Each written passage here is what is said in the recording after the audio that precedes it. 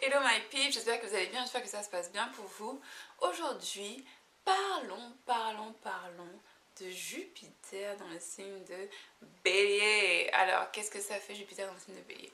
Donc déjà, ce qu'il faut savoir, c'est que Bélier, c'est vraiment un signe qui n'est pas forcément égoïste.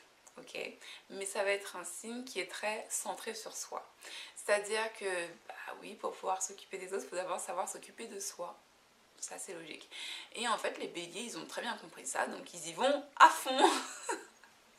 Ils s'occupent très bien d'eux avant tout le monde. Ok. Ensuite, le signe de bélier, c'est c'est un signe assez individualiste. Voilà, c'est aussi un signe assez individualiste.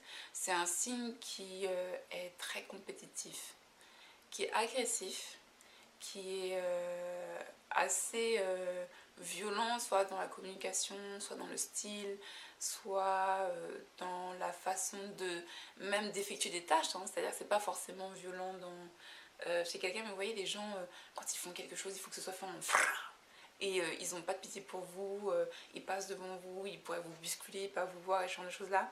Ben, en fait, c'est comme ça qu'on pourrait mettre en image le signe de bélier.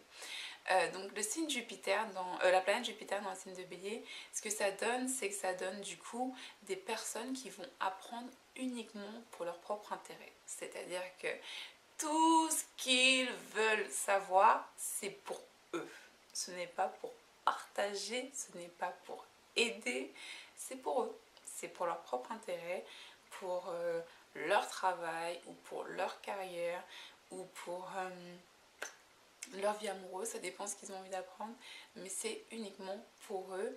Et le fait de partager aux autres, ce sera uniquement si le fait qu'ils aient partagé ce savoir-là aux autres leur est bénéfique. C'est-à-dire ça peut être bénéfique soit financièrement ou ça peut être bénéfique en reconnaissance.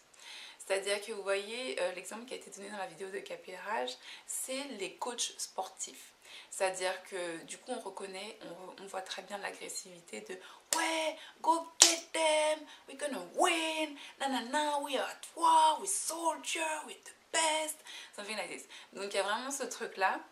Et en même temps, un coach, enfin quand une équipe ne gagne pas, il faut savoir que le coach aussi est remis en question.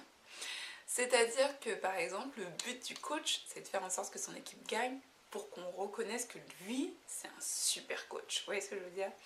Donc c'est vrai qu'on va plutôt imaginer Jupiter en bélier de cette façon-là. C'est vraiment quelqu'un qui a appris quelque chose pour son intérêt à lui, mais s'il le communique aux autres, c'est parce qu'il sait que ça va lui rapporter énormément à lui. Vous voyez ce que je veux dire? La différence entre un vrai professeur, par exemple un professeur d'école, si sa classe travaille bien, il va pas avoir plus d'argent, il va pas avoir plus de contrats, il va pas... Vous voyez ce que je veux dire? Alors qu'un coach, oui. Vous voyez la différence? Elle est là en fait. Donc voilà, je vous fais des énormes bisous et on se voit très bientôt. Namasté, bye.